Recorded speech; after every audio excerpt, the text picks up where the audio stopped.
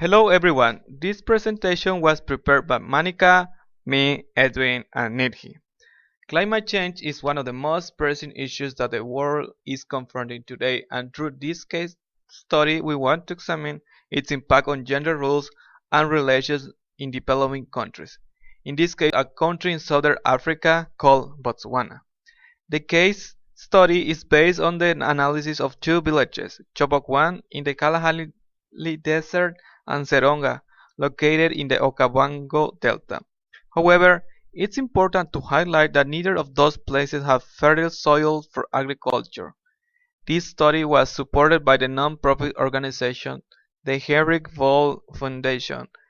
The objective of this case is to analyze the gender dimensions of climate change, its impacts and responses, with the aim to develop gender-sensitive mitigation and adaptation policies. Moreover, it tries to answer the following question: are women and men in southern Africa impacted by climate change differently? General information about Botswana and the approach and methods used in this case study. According to the World Bank, in 2015, Botswana GDP was $14.4 billion. In 2015, Botswana population was approximately 2,262,000 persons.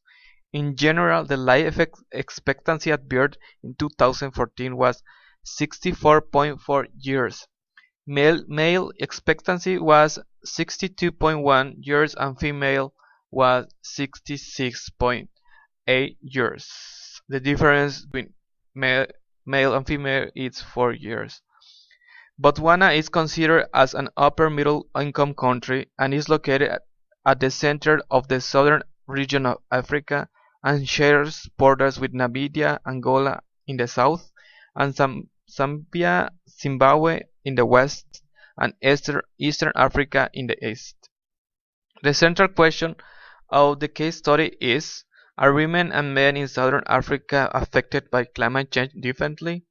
In order to answer this question, vulnerability assessment was the approach used to answer this question.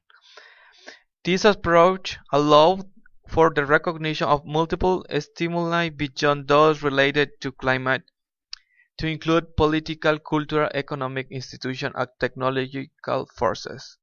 The methods used for this case study were semi-structured interviews, focus groups, discussion, and in-depth interviews with key actors in the communities.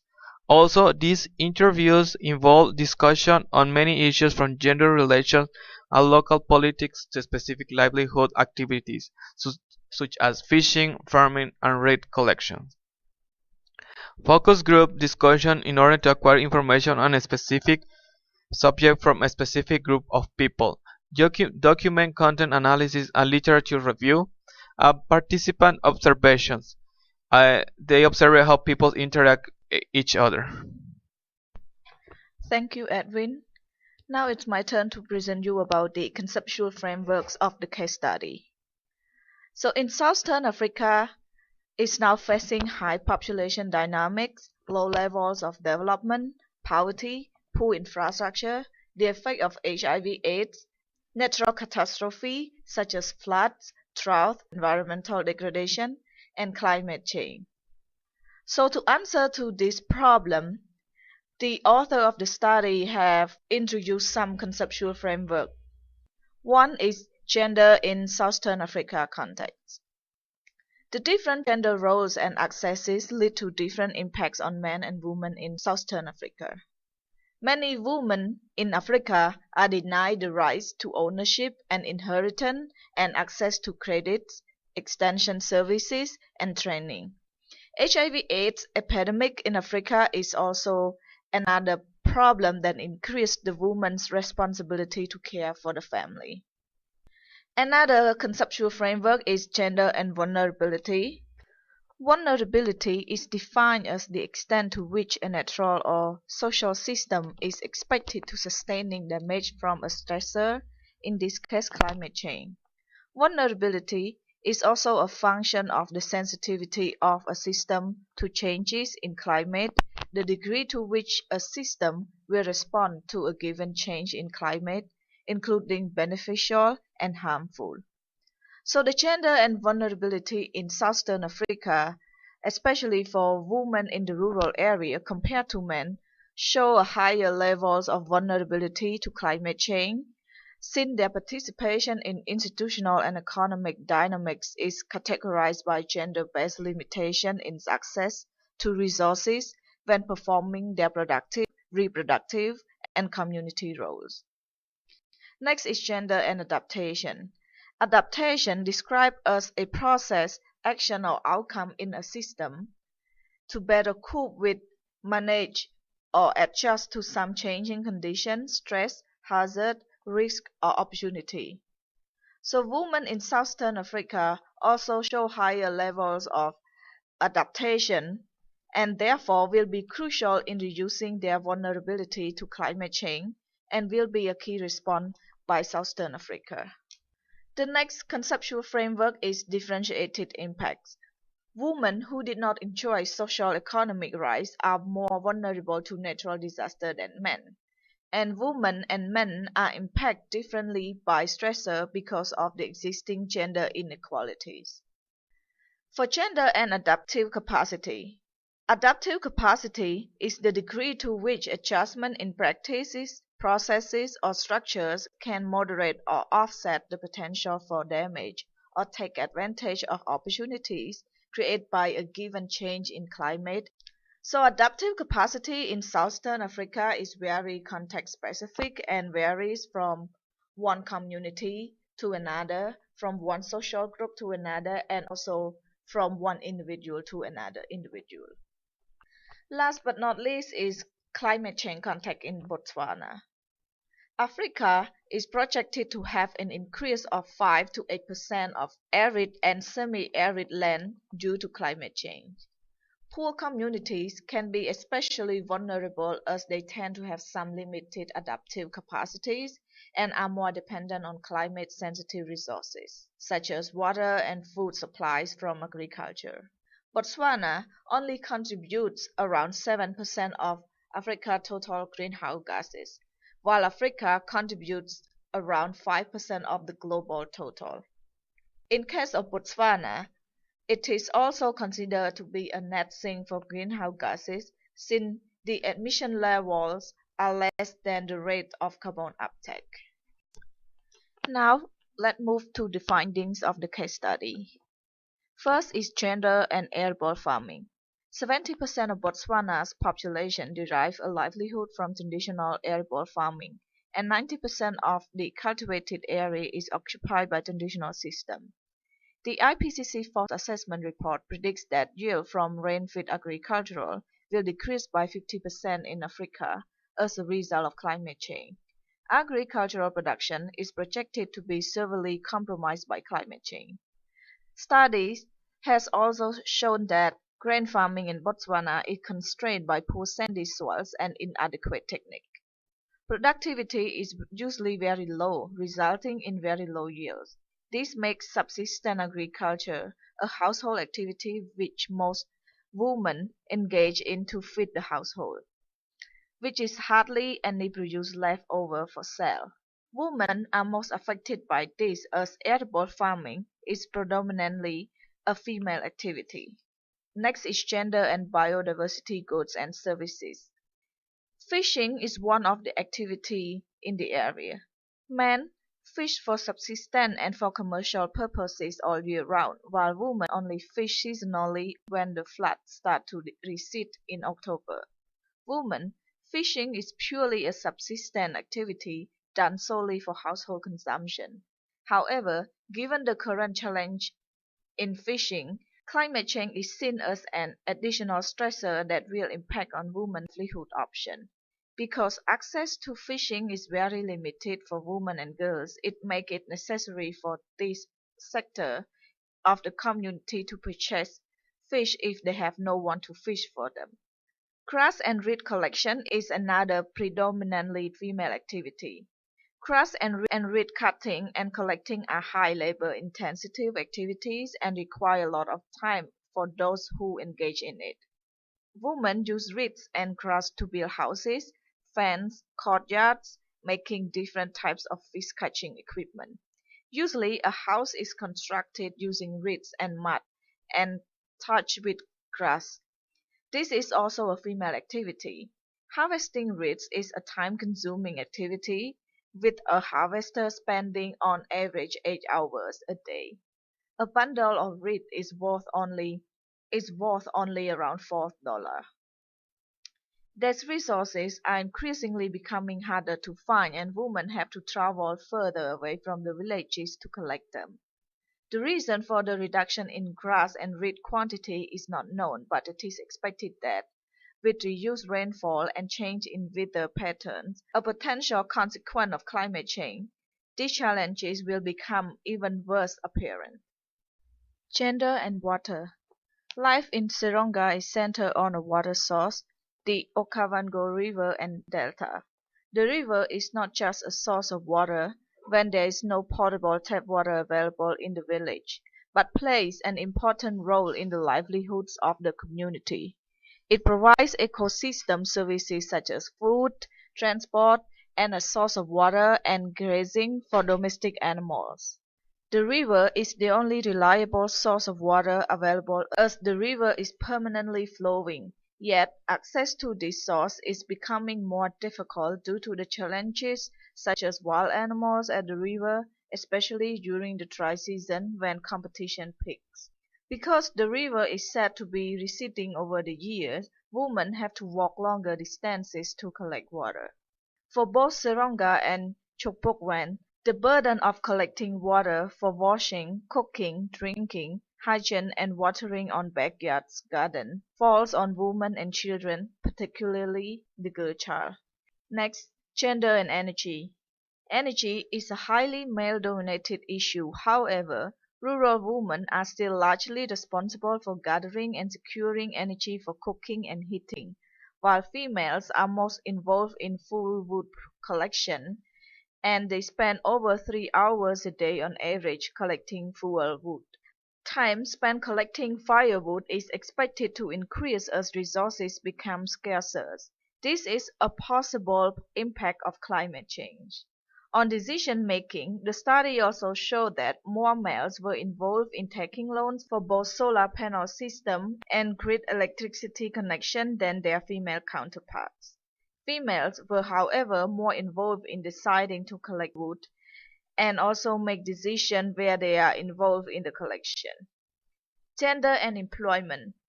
Mostly men have access to formal employment in the community-based tourism sector. Most women working in formal employment are low-paying unskilled labor such as cleaning offices and clerical work. Men, on the other hand, have access to better-paying jobs, for example generator operator or driver. Natural resource-based employment is in the small-scale commercial fishing industry, accessible only to men. Most women can only engage in one formal job at a time as their household responsibilities remain even upon taking up formal employment. It is expected that with climate change, natural resource-based livelihood options will be reduced, causing more people to look for employment in order to supplement their income livelihood. Another point is gender and health. Malaria, HIV/AIDS, and cholera are the existing health challenges faced in Botswana. Residents alongside a river are more exposed to malaria-carrying mosquitoes, and it has been reported that a few of those residents have contracted malaria. It is expected that with increased temperatures due to climate change, the prevalence of malaria-carrying mosquitoes will increase. Dehydration is also an issue of concern in Seronga, especially among children. It has however been observed that drinking water is not part of people culture in the rural areas, and that people only drink when they feel thirsty. There have been a few cases of children being admitted at a clinic because of dehydration. In fact, it has been observed that people would rather drink river water than rusty-looking tap water that the water supplier In fact, it has been observed that people would rather drink river water than rusty-looking tap water, which increasingly exposes people, especially the children and already ill adults, to waterborne diseases. HIV/AIDS poses the biggest challenge in Botswana and Chukbokwan, as more time and financial resources are being allocated to caring for oneself or the sick, and therefore being less productive economically. Next, gender and domestic violence.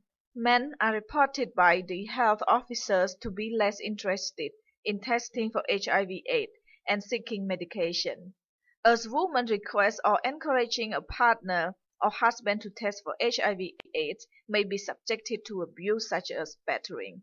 The main cause of domestic violence in Chokbokwen is excessive drinking by men. Due to the history of that area, the roles of women have changed slightly and women are beginning to look for formal employment. This change in roles for the women in the public sphere has not affected the private sphere, and women are still expected by their spouses to take care of the children and cook for the family as they did in the past. These expectations have created violence in the household, particularly from men, when the expectations are not met. Last but not least is gender and access to credit and extension services. This disadvantages women the most as they are the ones that are mostly engaged in the informal employment sector, engaged in climate-sensitive income-generating and activities, and therefore highly vulnerable to the impacts of climate change. The main challenges with the implementation of this program is that they are hardly available in rural areas, such that locals have to travel far to request these services. Women hardly have spare time to travel away from the home for days to seek the assistance. So, we are now going to be discussing some key concepts on gender to better help us understand the effects of climate change on gender roles and relations in the context of Botswana.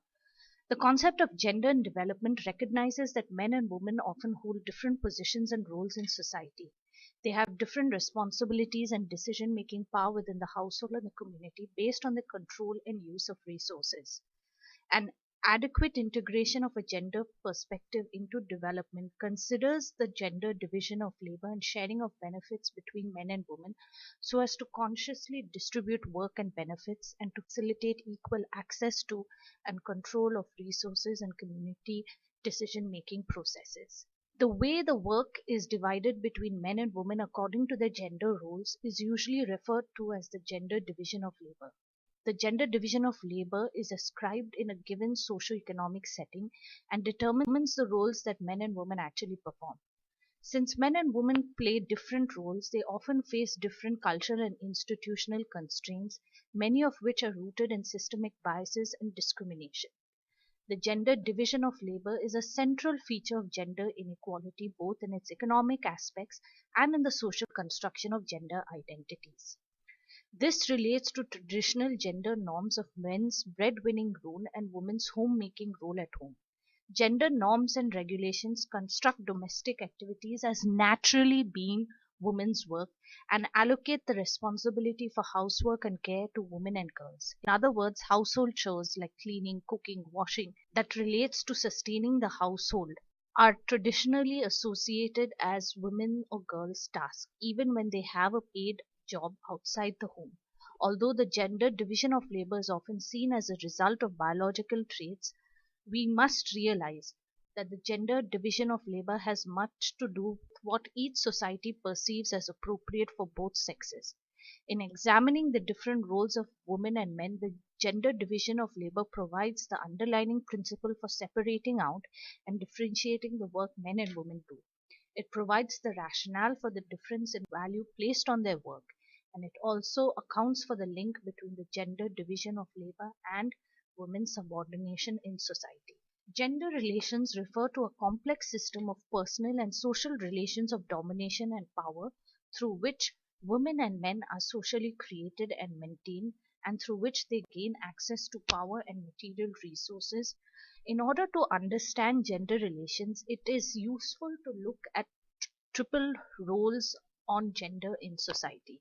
The first role relates to the reproductive role or the childbearing rearing responsibilities or domestic tasks that are done by women to guarantee the maintenance and reproduction of the workforce. It includes not only biological reproduction but also care and maintenance of the workforce and the future workforce in terms of infant school going children. The second gender role relates to the productive role or the work done by both men and women for pay in cash or kind. It includes both market production with an exchange value and subsistence or home production with actual use value but also potential exchange value. For women in agricultural production, this includes work as independent farmers, wage workers. In the case of women, productive work views them as secondary income earners. The third role relates to the community managing role, activities undertaken primarily by women at the community level as an extension of their reproductive role to ensure the provision and maintenance of scarce resources for collective consumption, such as water, education. This is voluntary unpaid work undertaken in free time. Also, women undertake community managing work around the provision of items of collective consumption undertaken in the local community. Often we see that women's reproductive role and community management roles are perceived to be natural. In addition, it is important to also distinguish between different types of gender needs, those that relate to women's daily lives, but also those that can potentially transform existing gender subordination. In the first case, we refer to these as practical needs. Women identify in their socially accepted roles in society. Practical gender needs do not challenge, although they arise out of gender division of labor and women's subordinate position in society. Practical gender needs are a response to immediate perceived necessity identified within a particular context. They are practical in nature and often inadequacies in living conditions such as water provision, healthcare, employment. Strategic needs are needs women identify because of their subordinate position in society. They vary according to particular contexts. Although related to gender divisions of labor, power, and control, they may include issues such as legal rights, equal wages, women's control over their body. Meeting strategic gender needs assists women to achieve greater equality and change existing roles, thereby challenging their subordinate position. Key concepts, issues, and approaches in climate change. According to Pelling, climate change is an opportunity for social reform, for the questioning of values that drive inequalities in development and our sustainable relationship with the environment. An adaptation in the face of environmental change is nothing new. Individuals and socio-ecological systems have always responded to external pressures, but climate change brings a particular challenge. Resilience is popularly understood as the degree of elasticity in a system, its ability to rebound or bounce back after experiencing some stress or shock. It is indicated by the degree of flexibility and persistence of particular functions. Resilience is no simple synonym of adaptation. The more resilient, the less vulnerable. Climate change in gender is another emerging challenge that is also affecting more women than men and exacerbating the inequalities that exist because of their roles, unequal access to natural resources, and limited decision-making position. Women are more vulnerable to the effects of climate change. According to the IPCC, Africa is projected to have an increase of 7 to 8% of arid and semi-arid land due to climate change. Gender and vulnerability. Vulnerability is defined as the extent to which a natural or social system is susceptible to sustain damage from a stressor. In the case climate change, women, particularly rural women, compared to men, show higher levels of vulnerability to climate change, since their participation in institutional and economic dynamics is characterized by gender-based limitation in access to resources when performing their productive, reproductive, and community roles. Gender and adaptation. Women show higher levels of vulnerability, and adaptation will therefore be crucial in reducing these vulnerabilities to climate change and will be a key response for Southern Africa. Gender and adaptive capacity. The capacity of a household to cope with climate risks depends on the enabling environment of the community. Differentiated impacts. It's globally accepted that climate change will affect all countries. However, its impacts will be differently distributed among different regions, income groups, and occupations, and especially between women and men. Studies on natural resources have shown that women who didn't enjoy social economic rights are more vulnerable to natural disasters than men. Botswana signed the United Nations Framework Convention on Climate Change at the United Nations Conference on Environment and Development, the Earth Summit, that was held in Rio de Janeiro, Brazil 1992, and ratified 2 years later on January 27, 1994. On the other hand, Botswana is also considered to be a net sink for greenhouse gases, since emission levels are less than the rate of carbon uptake. The initial national communication suggests that Botswana is highly vulnerable to impacts of climate change. Temperatures are predicted to rise by 1 to 3 Celsius during the next 100 years due to greenhouse gas emissions. Climate change predictions in Botswana.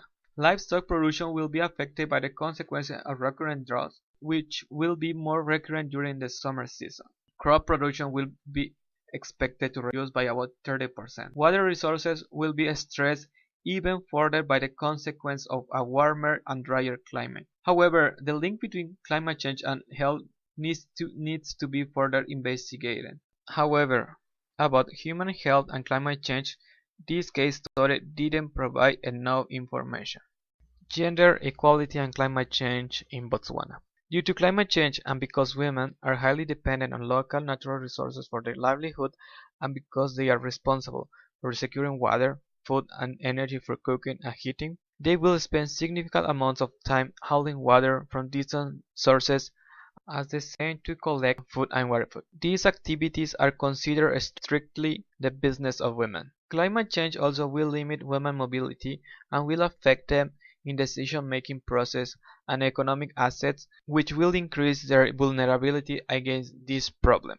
On the other hand, due to gender-based differences in time use, access to assets, credit and treatment by markets and formal institutions constrains women's ability to cope, adapt and recover from its stresses and shocks due to climate change. Finally, climate change is not just affecting women and men, also Botswana's biodiversity and natural resources.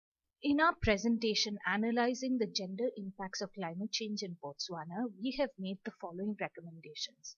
Number one, to introduce climate smart agriculture, which pursues the triple objectives of sustainably increasing productivity and incomes, adapting to climate change, and reducing greenhouse gas emissions where possible. Some of the different elements of climate smart agricultural systems that could be introduced in Botswana is the management of farms, crops, livestock, aquaculture to balance near-term food security and livelihood needs with priorities for adoption and mitigation. This would help people better manage agricultural systems to effectively respond to climate change and thereby ensure stable food security. Another dimension that we would like to highlight is livelihood diversification, which refers to attempts by individuals and households to find new ways to raise incomes and reduce environmental risk. It includes both on and off farm activities that could be undertaken to generate additional income from main household agricultural activities. Diversification ranges from a temporary change of household livelihood portfolios, referred to as occasional diversification, to a deliberate attempt to optimize household capacity to take advantage of ever-changing opportunities and scope with unexpected constraints. In the case of Botswana, we are suggesting that there should be increase of access to credit and business loans as well as skill development for women so that they can undertake craft production that relates to basket weaving. In the case of men, tourism could be offered as an alternative to existing livelihood opportunities that are available. To conclude, any strategy to deal with the adverse effects of climate change needs to be gender responsive. That is, it needs to take into account the fact that the life experiences, needs, issues, and priorities of men and women differ. At the same time, we also need to emphasize the aspect of gender mainstreaming that assesses the different implications of a planned action for men and women. What gender mainstreaming does is it aims to transform unequal social and institutional structures to ensure that both men and women benefit equally from the development process. Practically speaking, mainstreaming gender into climate change adaptation and mitigation projects requires a gender sensitive approach in all phases of the project cycle: planning, design, implementation, monitoring, and evaluation. It is more than simply adding a gender dimension to existing policies and practice. Rather, it is about ensuring that all thinking across all sectors is informed by a gender responsive approach. There are different tools and methodologies to integrate gender within climate change adaptation and mitigation strategies. These emphasize cross aspects of cross sectoral collaboration for building the government's gender machinery, capacity building efforts to increase gender expertise among all stakeholders and institutions, gathering of sex disaggregated data in order to inform gender responsive related actions. In addition, it is also necessary to undertake gender analysis within climate change adaptation and mitigation policies and strategies. This helps us to examine the differences in women's and men's lives and can help address the underlying causes of gender inequities. Gender analysis recognizes that women's and men's lives and therefore experiences, needs, issues, priorities are different.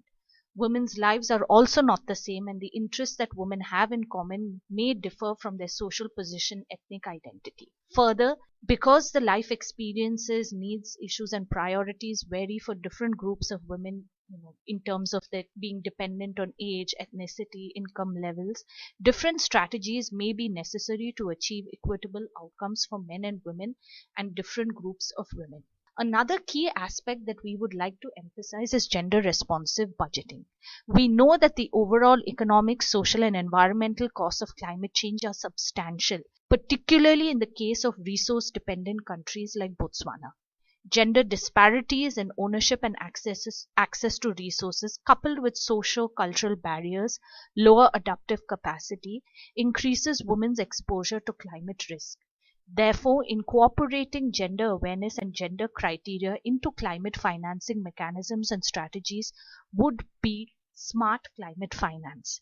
Adequate financial resources are crucial in helping communities in Botswana address the monumental challenges posed by climate change. Such resources can also foster gender equitable development policy. Gender responsive budgeting, therefore, can help translate gender commitments into budget commitments by applying a gender lens to the entire budgeting process of a policy or action so as to identify the different impacts of the budget on men and women and to make necessary adjustments to ensure that the resources allocated achieve equitable outcomes. As a result, it would help improve the results of budgets in general and gender inequality and women's empowerment in particular. This would help also focus on key economic and social matters that are often overlooked and obscured within budget and policy analysis and decision making. Furthermore, limited financial climate finance resources, inadequate awareness, and capacity constraints have made it harder for countries like Botswana to gain access to relevant climate funds, private sector finance, and carbon markets. These obstacles are greater for marginalized groups such as poor men and women who face higher barriers to accessing and benefiting from such financial resources. In order to carry out gender responsive budgeting, and to also incorporate a participatory approach that engages women in a substantive manner at each and every stage of the process of formulating, implementing, and monitoring climate change related actions. So, to conclude, we would need strong political commitment, adequate institutional support, and gender expertise to transform existing laws, cultural norms, and practices that limit women's access to right resources and opportunities that are otherwise available to men in dealing with climate change. I hope you enjoyed our presentation and we look forward to your comments and feedback.